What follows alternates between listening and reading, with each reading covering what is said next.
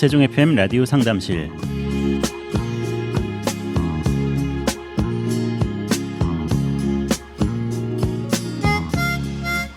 안녕하세요. 세종 FM 라디오 상담실 김보성 인사드립니다. 얼마 전 뉴스에서 반려동물 양육권으로 법적 공방을 벌이는 일이 생기고 있다는 소식을 접했습니다. 헤어질 결심을 한 부부나 연인이 함께 기르던 반려동물에 대한 소유권을 주장해서 문제가 발생한다고 하는데요. 아직까지 우리나라 법은 동물을 물건으로 여기기 때문에 양육권이나 양육비 같은 부분에 대한 법적 근거는 없다고 합니다. 하지만 이런 문제들이 계속 생기게 되면 앞으로 반려동물 양육권에 대한 법과 제도도 마련이 돼야겠다는 생각이 드네요. 네, 시간 청취자 여러분의 생활 속 법률 문제와 고민을 시원하게 해결해 주실 분 모셨습니다. 법률사무소 약속 조신영 변호사님 나오셨습니다. 변호사님 안녕하세요. 네, 안녕하세요. 조신영 변호사입니다. 네, 반갑습니다. 네, 반갑습니다. 변호사님은 댁에서 반려동물 키우시나요? 아니요, 저희는 키우지 않습니다. 네네. 그러면 고양이나 강아지 네네. 봤을 때 네네. 좀 키우고 싶다는 생각도 안 드세요? 키우고 싶다는 생각은 들기는 하죠. 네네. 예, 뭐 강아지 귀엽기도 하고 또 고양이도 귀엽기도 하고 그러다 네. 보니까 생각은 있지만 키우기가 좀 힘들 것 같아가지고 제가 그런 경험이 있었어요. 네. 예전에 이제 공부하던 수험생 시절에 네. 원룸에서 이제 지냈던 적이 있었거든요. 아, 네. 이제 그때 다른 옆방에 있던 분이 강아지를 키우셨던 거예요. 네. 근데 그분이 이제 아침에 출근을 하시면 강아지가 이제 혼자 방에 있잖아요. 강아지는 힘들어한다 하더라고요. 예, 하루 종일 우는 거예요. 어머나. 예, 정말 짖는 소리가 너무 애처로울 정도로 네네. 하루 종일 짖습니다. 주인이 올 때까지요. 그러니까 아침 9시부터 저녁 6시까지 네. 짖는 거죠. 예. 그게 너무 저도 이제 고통스럽긴 했지만 그 네. 강아지한테도 정말 못할 일인 것 같긴 하더라고요. 네. 그래서 제가 그 주인분께서는 그 내용을 모르시는 것 같길래 그 주인분한테 어느 날은 이제 마음을 먹고서 말씀을 드렸습니다. 네. 저도 이만저만해서 고통스럽고 힘들다. 네. 강아지도 힘든 것 같다. 얘기를 해가지고 이제 그렇게 풀었던 적이 있었는데요. 또 요즘에는 이제 뭐 어쨌든 강아지든 뭐 어떤 반려동물을 키울 때 노력이 좀 많이 필요한 것 같더라고요. 그렇죠. 먹는 것도 좋은 거 먹이시려고 하고, 네. 뭐 입히기도 하시고, 네. 병원도 수시로 데려가시기도 하고. 사진도 찍어주고. 맞아요. 뭐 여러 가지 많이 하는 것 같아요. 네네. 저는 그 정도까지 노력을 할 자신이 없기 때문에 네. 거의 그냥 자녀 한 명을 양육하는 느낌이더라고요. 요즘에 유치원도 네. 있으니까요. 반려동물 유치원이 있나요? 그럼요. 네. 네네. 활성화돼 있죠. 아, 말씀하신 것처럼 낮 동안에 힘들어하니까 네네. 강아지를 맡기고 이제 즐거운 시간을 보내게 하고 저녁에 다시 데리고 오고 네네. 이렇게 하는 유치원도 있습니다. 네. 정말 신선한 얘기네요. 그건 많이 알고 있고 네네. 호텔도 있고 네네. 여러 가지 반려동물 그 산업이 발전하고 있잖아요. 네네. 그런 것 같습니다. 네. 앞으로 강아지들이 더 행복해지는 그런 세상이 되지 않을까라는 생각도 듭니다. 예, 어쨌든 뭐 말씀하셨던 것처럼 관련해서도 이제 사회적인 요구가 있고 하면 법과 제도도 좀 정비가 되지 않을까 좀 생각이 들긴 합니다. 네. 네. 오늘 뭐 상담과는 뭐 별 큰 상관은 없었지만 반려동물 이야기를 한번 시작해봤고요. 제가 첫 번째 질문, 법률 상담 질문 읽어드리겠습니다. 네. 얼마 전에 연세가 많으신 저희 부모님께서 한 역술인을 찾아가서 점을 보고 복채와 부적값으로 500만 원을 지불했다고 합니다. 무슨 말을 들으셨는지 모르겠지만 부모님 마음에 불안을 조장해서 아마 큰 돈을 내게 하신 것 같습니다. 자녀로서 너무 화가 나고 답답해서 질문을 드립니다. 다시 그 돈을 회수할 방법이 있는지 말씀해 주세요라고 이렇게 질문 남기셨네요. 네네. 무속인에게 이제 복채와 부적값으로 500만 원 주셨는데 네. 좀 보통의 통상적인 금액보다는 좀 더 비싼 금액인 것 같다는 생각이 저는 들거든요. 네. 네. 어떤 경우는 더 많이 요구할 때도 있죠. 맞아요. 네. 부적으로 이제 더 많이 요구하는 경우도 있긴 있을 수 있겠지만요. 네. 일단은 오늘 사례에서는 한번 반환 청구를 할 수 있는지를 검토해 보시는 것이 좋을 것 같습니다. 네. 예, 예를 들자면 이제 부적을 실제로 받으셨다면 네. 부적값이 뭐 500만 원 정도 해당할 수도 있기 때문에 이제 부적을 받으셨는지 안 받으셨는지 한번 생각을 해보시고요. 네. 부적 안 받으셨으면 이제 현재 단계에서 취소. 취소. 네. 하겠다고 말씀을 하셔도 괜찮을 것 같고요. 네. 취소를 하면 어쨌든 그다음에 점을 보고 복채, 부적하는 것들에 대해서 이제 그런 어떤 계약의 효과를 얻도록 할 수 있기 때문에 예, 그런 부분에서 이제 취소를 하시고 금액을 500만 원을 반환 청구하는 방법도 생각해 보실 수 있을 것 같고요. 네. 그다음에 뭐 민법적으로는 또 무효나 취소 사유가 있는지 한번 생각은 해보실 수 있습니다. 민법에 보면은 103조에 반사회질서 법률행위라고 해가지고요. 네. 선량한 풍속 기타 사회질서에 위반한 사항을 내용을 하는 법률행위는 무효로 한다라고 되어 있고요. 그다음에 104조에 보면 불공정한 법률행위가 있습니다. 네. 당사자의 공박이나 경솔, 무경험으로 인해서 현저하게 공정을 잃은 법률행위는 무효로 한다라고 되어 있거든요. 그렇죠. 예, 부모님께서 좀 나이가 있으시다고 하셨기 때문에 네. 이러한 무효 사유가 있는지 한번 검토를 해보시길 바라겠고요. 민법에 나와 있는 취소 사유도 있습니다. 네. 네, 착오로 인한 의사표시를 취소할 수 있고요. 사기나 강박에 의한 의사표시도 취소할 수가 있습니다. 부모님이 이제 이 역술인과 어떠한 내용으로 상담을 했고 그 다음에 점을 보셨고 무엇을 원인으로 하셨는지 좀 부모님이랑 잘 깊이 있게 좀 상의를 해보신 다음에 네. 이러한 민법에 따른 무효 사유나 또는 취소 사유가 있는지 네. 검토를 해보시기를 바라겠습니다.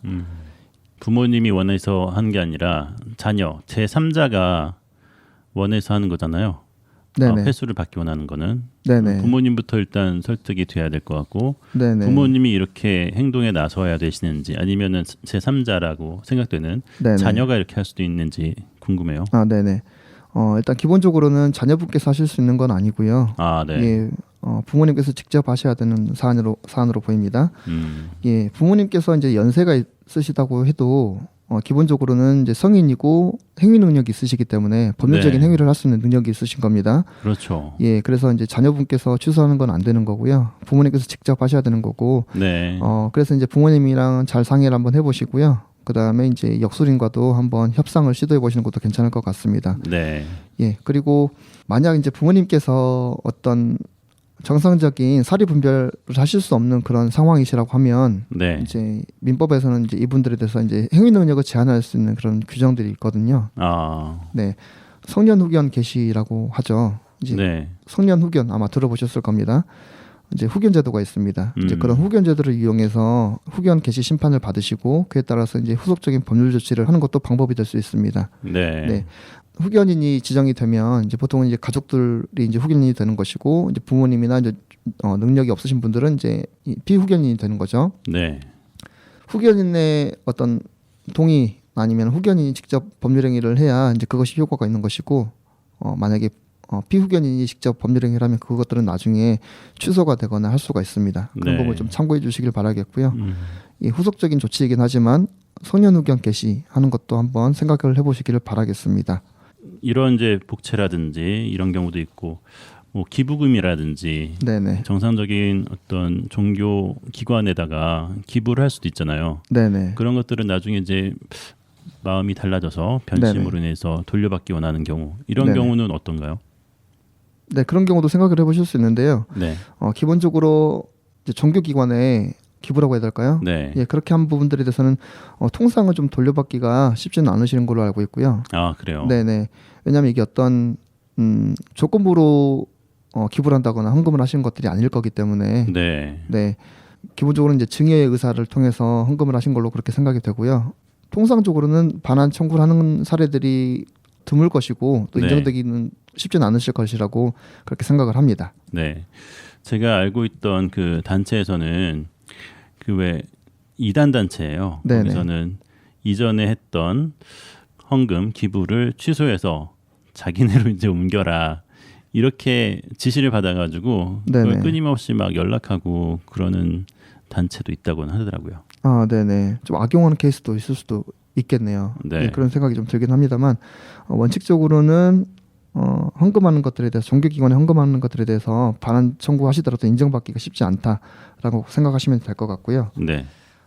그리고 이제 오늘 이제 역술인 사건에서 하나 이제 형사적으로도 좀 쟁점이 될 수가 있습니다. 네. 네.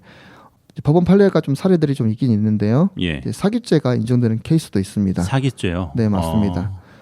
예를 들자면 이제 피해자한테 불행을 고지하거나 이제 기륭화복에 관한 어떤 결과를 약속하고 기도비 등의 명목으로 대가를 교분받은 경우에 종교적인 관습이나 종교 행위로서 허용될 수 있는 한계를 벗어났다면 사기죄에 해당한다고 판시한 그런 대법원 판결도 있고요. 네네. 또 다른 사례로는 마찬가지로 대법원 사례입니다. 정신병을 고치겠다며 찾아온 피해자에게 역술인이 말한 거죠. 귀신이 붙어서 병이 생긴 것이기 때문에 이를 쫓아내기 위해서 기도를 해주겠다라는 명목으로 이제 피해자로부터 돈을 받았지만 효과가 없었던 사례인 거고요. 네. 이런 것들은 여러 가지 사정을 좀 종합적으로 봤을 때 전통적인 관습에 의한 무속행위나 통상적인 종교행위의 형태라고 볼 수 없다는 이유로 네. 사기죄 성립을 인정한 사례도 있습니다. 예. 반면에 이제 사기죄의 성립을 인정하지 않은 그런 판례들도 나타나고 있거든요. 아, 그래요? 네네. 어떤 이유냐면요. 무속의 경우에는 이제 점이나 굿 이런 걸 말하는 거죠. 네. 민간 토속 신앙의 일종으로 보아서 이제 영혼이나 귀신 등 정신적이고 신비적인 세계를 전제로 해서 성립하는 것이고, 이러한 무속의 실행에 있어서는 반드시 어떠한 목적한 결과의 달성을 요구한다기보다는 네. 그 과정에 직간접적으로 참여하게 됨으로써 얻는 마음의 위안 또는 평안을 목적으로 하는 것이 대부분이다라는 것을 이유로 해서 이제 그 원하는 바 목적이 실제로 달성되지 않았다고 하더라도 무당이 그 굿 등의 요청자를 기망했다고 볼 수는 없다라고 하는 그런 판례도 나타나고 있습니다. 상당히 상충되는 판례인 것 같은데. 네, 맞습니다. 네. 그래서 인류적으로 이게 사기도 아니다, 칼로 무 자르듯이 네. 판가름할 수 있는 건 아닌 것 같고요. 네. 그 경위를 봐야 될 것 같습니다. 네, 그리고 그 경위에 있어서는 이제 어떤 원인으로 이제 굿이든 뭐 기도든 뭐 그런 것들을 요청하게 되었는지, 그 다음에 그 금액은 어느 정도인지, 네. 요청한 사람의 의뢰인들의 그런 상황, 네. 뭐 경제적인 상황이라든지 아니면은 정신적인 사회적인 상황들이 어떠했는지, 그 다음에 이 무속인이 어떤 행위를 실제로 했는지, 그 행위를 한 것이 과연 이 결과를 목적으로 한 것인지 아니면 그냥 굿이든 어떤 뭐든 그냥 그거를 행위만 해준 것이 중요했던 것인지, 네. 여러 가지 정황들을 좀 종합적으로 참작해서 판단이 될 것 같습니다. 네, 그렇습니다. 사실 시대가 많이 발전하고 이런 굿이라든지 이런 것들이 많이 없어진 상황이긴 한데 아직도 네네. 좀 많이 남아 있고 재미로 이렇게 하다가 거기에 이렇게 걸려드는 경우도 없지않아 있는 것 같아요. 네네. 이제 보통은 이런 경우에는 본인의 신념이나 네. 신앙에 따라서 하는 경우도 있을 수 있겠지만, 네. 말 그대로 이제 상황이 공박하고 어려운 거죠. 예. 정서적으로도 그렇고 정신적으로도 이제 기댈 데가 없거나 그렇죠. 어려우신 상황에서 가신 분들도 있을 수 있잖아요. 네. 그런 분들 같은 경우면 진짜 지푸라기 하나라도 잡는 심정으로 뭐 어떤 누구에게라도 기대고 싶을 수 있는 상황일 수도 있을 것 같고요. 그렇죠. 그 상황에서 어떤 것들을 약속하는 말들을 듣고 거기에 이제 부응해서 많은 거액을 주시고서 네. 요청을 드릴 수도 있는 그런 상황일 수도 있을 것 같습니다. 네. 물론 이제 정상적으로 생활이 가능하시고 정상적인 판단이 가능하신 그런 상황이었다면 그 금액을 거액을 주지는 않으실 수도 있었겠지만, 네. 어려운 상황이기 때문에 좀 힘든 상황에서 상식적이지 않은 그런 판단을 하시고 상식적이지 않은 금액을 좀 주실 수도 있는 상황이 될 수도 있는 거죠. 네. 네. 그렇죠. 굿을 한다거나 점을 친다거나 이런 부분들이 뭐 잠깐의 어떤 위안이라든지 궁금증을 없앨 수 있는 걸 수도 있긴 하겠지만은 여기 너무 심취하면 절대 안 되겠다는 생각이 듭니다. 네네. 그래서 제 경험적으로 이제 말씀을 드리면 정말 힘든 상황이시고 어려운 상황이시라고 하더라도 네. 정상적인 판단이 가능하신 정도의 상태에서 네. 어쨌든 심신이 좀 안정된 상태에서 결정을 하시고 조치를 취하시는 것이 좀 더 좋지 않을까 한번 조언을 드려봅니다. 네. 여기까지 마무리하겠고요. 잠시 전하는 말씀 들으신 후에 다음 질문으로 넘어가도록 하겠습니다.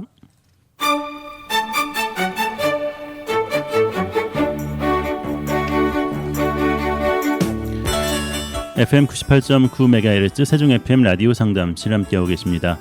법률과 관련된 모든 질문들 받고 있습니다. 세종 FM 홈페이지 sfm.kr 프로그램 참여 게시판에 글 남겨주시거나 세종 FM 유튜브 채널 찾아오셔서 세종 FM 라디오 상담실 다시 듣기 영상에 댓글 남기셔도 되겠습니다. 여러분의 많은 참여 기다립니다. 네, 이 시간 법률사무소 약속 조신영 변호사님과 함께하고 있는데요. 변호사님, 다음 질문 제가 읽어드리겠습니다. 네. 저는 이번 달 말일에 월세 계약이 만료되어서 새로운 곳으로 이사갈 예정입니다. 그러던 중 현재 집주인으로부터 만료일에 보증금 4천만 원 반환이 힘들다는 연락을 갑자기 받았습니다. 저는 새로 이사갈 곳에 계약금을 걸어두었기 때문에 이사는 나가야 하는데요. 이런 경우 어떻게 해야 보증금을 돌려받을 수 있을까요? 제가 보증금을 돌려받기 위해서 꼭 해야 하는 것과 조심해야 할 것이 있는지, 또 보증금 반환까지 시간이 얼마나 걸릴지 알려주시면 감사하겠습니다. 이렇게 질문하셨는데요. 사실 이 보증금을 받아야지 또 다음 이사 가는데 또 이 보증금을 사용할 수 있을 것 같은데, 네네. 네, 큰 어려움 가운데 빠지신 것 같아요. 네네. 한번 답변을 드려보도록 하겠습니다. 네. 네. 아마도 이제 보증금 4천만 원을 갑자기 못 받게 된 그런 상황이신 것 같아요. 네. 네. 이제 정상적으로 이제 받으실 수 있을 거라고 그렇게 예상을 하셨던 것 같고요. 네. 임대인도 어떤 사정이 생겨서 뭐 그렇게 4천만 원을 못 줄 것 같다라고 갑자기 좀 연락을 하신 것도 같습니다. 저도 비슷한 상황 겪은 적 있거든요. 아, 네네. 이사 가려고 하는데 네. 500만 원 정도를 못 주겠다는 거예요. 네네. 상대방은 큰 식당을 하는 사업을 하는 분이셨는데 네네. 500만 원이 없을 리가 없는데 네네. 그 보증금 전체 중에서 500만 원을 덜 주시더라고요. 네네. 그래서 한 달 정도 끙끙 앓았던 적이 있습니다. 아, 그러셨군요. 나중에 받긴 했죠. 근데 왜 그걸 안 주는지, 분명히 못 주는 건 아니었던 것 같은데 네네. 너무 괘씸하고 화가 많이 났습니다. 그때 좀. 네네. 네. 예. 그러셨을 것 같습니다. 그 심정 충분히 공감을 하고요. 네. 네. 말만 하면 알만한 좋은 식당의 아. 주인이었는데 아, 네. 그랬어요, 정말. 네. 이분의 심정을 제가 많이 이해할 것 같아요. 이분은 더 큰 금액인데. 네, 맞아요. 요즘에 이런 케이스들이 종종 있는 것 같습니다. 네. 예, 갭 투자로 인해서 이제 집을 마련하셔가지고 임대 주셨던 분들, 그런 예, 분들도 심각하죠. 예, 네. 네. 이제 그때는 이제 예를 들면 부동산 금액이 경기가 좋을 때다 보니까 네. 대출이 많이 나오잖아요. 근데 요즘에는 경기가 안 좋다 보니까 집 시세도 내려가고 그만큼 대출 금액도 줄어들고. 네. 이제 그러다 보니까 이제 전세 보증금도 주기가 쉽지 않은 그런 상황에 처하실 수 있기 때문에 추가적인 담보 대출도 어렵고, 네. 신용 대출도 추가로 안 나오면 이제 보증금을 주기가 쉽지 않은 상황이 될 수가 있죠. 그렇죠. 네. 이제 오늘 사례에서 이제 먼저 조심할 것을 한번 먼저 말씀드려 보겠습니다. 일단은 이 보증금을 받기 전까지 이 집을 이제 비워주면 안 되는 거죠. 그게 가장 중요한 사례인 것 같고. 집을 비우면 안 되는군요. 예, 맞습니다. 네. 집을 비우시게 돼야 되는 상황이라고 하시면 이제 새로운 곳으로 이사를 가셔야 된다고 하셨잖아요. 네. 그 전에 이제 임차권 등기라는 걸 꼭 해주시길 바라겠습니다. 네. 임차권 등기를 해두셔야 이제 우선순위가 이제 대항력, 이제 우선순위가 인정이 되는 거고요. 그 상태에서는 이제 집을 비워주셔도 됩니다. 네, 근데 임차권 등기가 완료가 되기 전까지는 집을 비워두시면 안 되겠습니다. 이것이 가장 중요하고 또 주의를 기울이셔야 하는 부분이겠습니다. 네. 네. 그리고 어쨌든 4천만 원에 대해서 이제 못 받으셨기 때문에 이제 그 4천만 원을 받기 위한 절차를 나름대로 생각을 해보셔야 되겠죠. 그렇죠. 네, 뭐 소송을 진행하는 것도 방법일 수 있고요. 네. 이제 혹시라도 이제 그 전세 보증금 반환 보증이라는 거를 해두셨으면 이제 보증금 이행 청구를 하시면 되긴 됩니다. 네. 오늘 사례에서는 그런 부분에 대해서 특별히 언급이 없으신 거 보니까 전세 보증금 반환 보증 이 보증 절차를 해두신 것 같지는 않습니다. 네. 네, 그래서 그 절차 이외에 이제 소송으로 하시는 것들을 이제 조언을 드리자면 이제 지급명령 신청하는 것도 방법이고요. 지급명령은 이제 보통 소장을 접수하기 전에 간단하게 명백하게 상대방 쪽에서 줘야 될 그런 상황 의무가 있는 것으로 이제 생각이 되시면 네. 간단하게 지급명령 신청하는 것도 방법이거든요. 네. 보증금 4천만 원을 지급해달라는 내용으로 지급명령 신청을 하시고 이제 법원에다 신청을 하시는 거죠. 그러면 지급명령 결정이 나오게 됩니다. 지급명령 결정이 나오면 이제 그 지급명령 결정문을 임대인에게 송달을 해주게 됩니다. 법원에서요. 네. 임대인이 그 지급명령 결정을 송달받은 이후부터 2주 동안이 이제 임대인이 이의를 할 수 있는 그런 이의 기간입니다. 예, 그 2주 동안 임대인이 이의를 신청하지 않으면 지급명령이라는 게 확정이 됩니다. 확정이 되면 지급명령 결정문이 일반적인 그 소송으로 진행했을 때 판결과 동일한 효력을 갖게 됩니다. 네, 이걸 바탕으로 이제 임대인한테 다른 재산이 어떤 것이 있는지 이제 집행 절차를 한번 취할 수 있는 거죠. 네. 뭐 계좌에 대해서 확인할 수도 있고요. 그 다음에 뭐 다른 부동산이든 다른 재산이든 있는 자산을 확인을 하셔가지고 4천만 원을 받기 위한 강제 집행 절차를 취하실 수가 있는 것입니다. 네. 예, 이런 방법을 좀 생각해 보시면 좋을 것 같고요. 일단은 임차권 등기를 기본으로 해두시고 그 다음에 이제 추후에 이제 소송 또는 지급명령 신청 절차를 한번 생각해 보시기를 바라겠고요. 그 다음에 이제 세 번째로 이제 여쭤보신 것이 이제 보증금 반환까지 얼마나 시간이 걸릴지 알려달라고 요청하셨는데요. 네. 사실은 정해진 시간은 없습니다. 보증금을 받기 위해서 이제 법적으로 조치를 취하시면 이게 보통은 한 1년 내외라고 생각하시면 될 것 같고요. 네. 당연히 짧게 걸릴 수도 있습니다. 상황에 따라서 다 다르게. 1년이면 너무 긴 시간인데요. 네. 네. 4천만 원 받기까지 1년이면 너무 긴 시간일 수 있잖아요. 네. 힘드신 상황일 수도 있겠지만 소송으로 진행을 했을 경우에는 그러니까 지급명령 신청도 마찬가지입니다. 지급명령 신청을 해서 상대방이 이의신청을 했다. 아니면 소송으로 제기를 했다라고 하면 짧게 끝날 수도 있겠지만 상대방 그러니까 임대인이 어떻게 대응하는지에 따라서 좀 시간이 더 길어질 수도 있는 것입니다. 네. 네. 짧게 끝난다는 거는 이제 중간에 소송상 조정이 이루어질 수도 있는 것이고요. 조정이 이루어지면 이제 합의로서 끝나는 거기 때문에 4천만 원 받고 좀 빨리 끝날 수가 있는 것입니다. 임대인 입장에서도 보증금 돌려주기까지는 사실 여기서는 주택을 활용할 수가 없는 거잖아요. 네. 임대 입장에서도 4천만 원을 빨리 돌려주고 이제 이거를 월세로라도 방을 내놓기를 원하실 수 있거든요. 네. 임대 입장에서도 이제 빨리 돌려주려고 노력을 하실 거라고 생각은 하고요. 그렇기 때문에 중간에 소송을 진행하시더라도 중간에 화해가 되는 경우도 많이 있습니다. 네. 그런 방법으로 좀 생각을 해보시면 될 것 같습니다. 네. 그리고 다시 말씀드리자면 임차권 등기를 해두시고 이제 집을 비워두셔야 된다는 거고요. 그다음에 임차권 등기 하지 않은 상태에서는 집을 비워주시면 안 된다는 거고요. 네. 보증금 당연히 그 전제가 이제 보증금을 못 돌려받으시는 상황인 거죠. 보증금 돌려받으시면 당연히 이제 집을 비워주시면 될 거고요. 네. 그리고 지급명령 신청 또는 소송을 진행하시고 그 과정에서 이제 기간은 이제 임대인이 줄 수 있는 상황이 되는지 안 되는지에 따라서 좀 기간이 좀 신축적이다라는 네. 부분을 좀 말씀드리겠습니다. 그렇군요. 저도 이사를 많이 다닌 편이라서 이사를 가려고 하고 이제 들어오려고 하잖아요. 네네. 근데 그 찰나라고 해야 되나요? 그 순간에 이제 입금이 돼야지 문을 열어주는데 네. 보증금이 다 돌려받지 않았는데 막 문을 열어달라고 하고 지금 급하다고 하면서 네네. 이삿짐 네네. 센터에서 네. 막 그러는 경우가 있긴 하거든요. 네네. 먼저 들어가겠다, 뭐 비 온다, 뭐 이러면서. 근데 절대 그 사회 경험이 없는 분들은 당연히 뭐 돌려받겠지라는 생각으로 그냥 이삿짐 차 따라서 다음 집을 향해서 가게 되면은 나중에 이 돈을 못 받을 수 있으니까요. 맞습니다. 그런 부분을 네네. 진짜 꼭 지켜야 되고 말씀하시니까 생각이 났어요. 이 집을 지키고 있어야 된다. 네, 맞습니다. 비우면 안 된다는 말씀이. 네네. 뭐 집을 비운다는 의미가요. 네. 그러니까 집을 이제 차지하고 있다라는 걸 이제 점유라고 하는데 법률적인 용어로 점유라고 합니다. 짐을 안 비우고 있는 거를 점유라고 하는데요. 네. 점유하고 있으셔야 된다는 거죠. 그렇죠. 아니면 임차권 등기를 해놓으면 짐을 다 빼고 집을 이제 점유하지 않으셔도 상관은 없습니다. 네. 근데 임차권 등기를 하지 않은 상황이라고 하면 점유를 하고 있으셔야 된다는 거고요.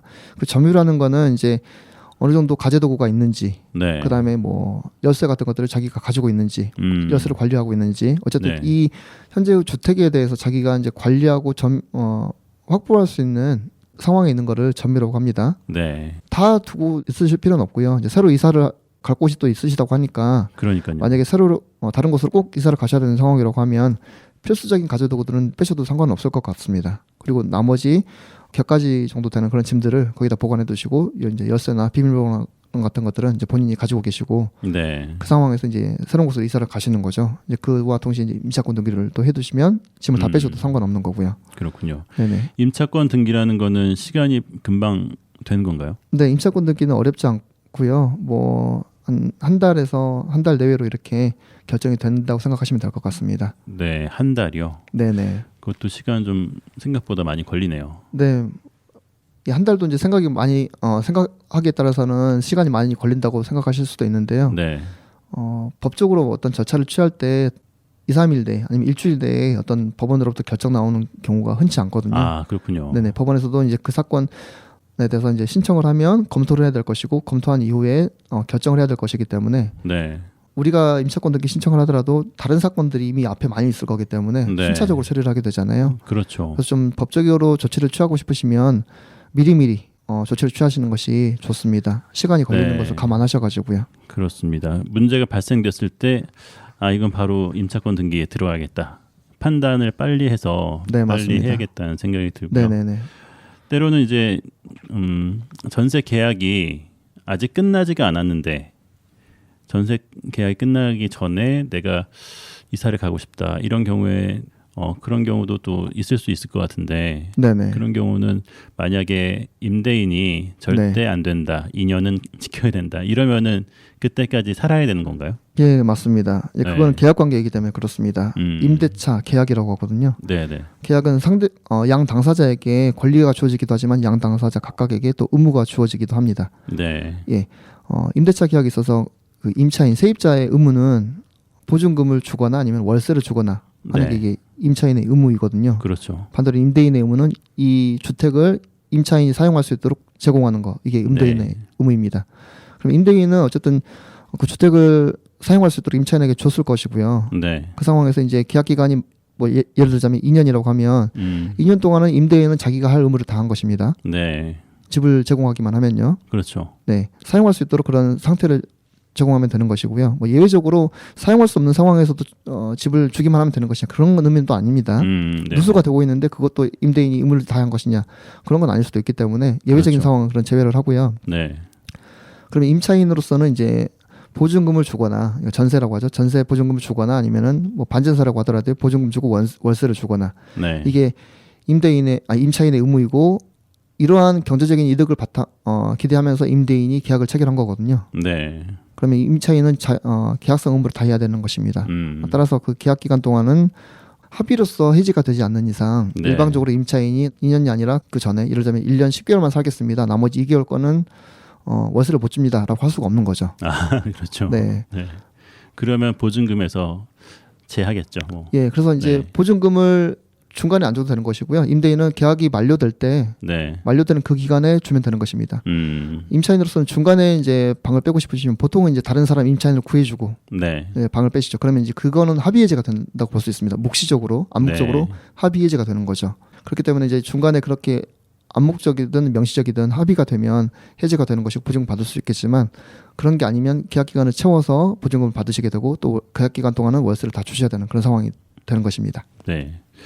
계약을 그렇게 했기 때문에 그건 지키는 건 기본이고 중간에 합의로 이제 해지가 되게 된다면은 중개 수수료비를 뭐 내가 물고 임차인이 부담하고서 하는 경우가 많으시죠. 나갈 수도 있다는 그런 그런 식으로 이제 합의가 중간에 될 수가 있는 거죠. 맞습니다. 왜냐하면 계약 기간 동안은 이제 임차인이 의무가 있는데 계약 기간 중간에 해지가 되는 거기 때문에 그런 거를 감안해서 이제 보통은 임차인이 중개 수수료를 부담하는 경우가 많이 있죠. 그런 경우도 있는 거죠. 네. 오늘도 법률 상담 함께 알아봤는데요. 또 중요한 정보들 또 좋은 말씀들 감사합니다. 지금까지 법률사무소 약속 조신영 변호사님 수고하셨습니다. 다음 주에 다시 뵙겠습니다. 네, 감사합니다.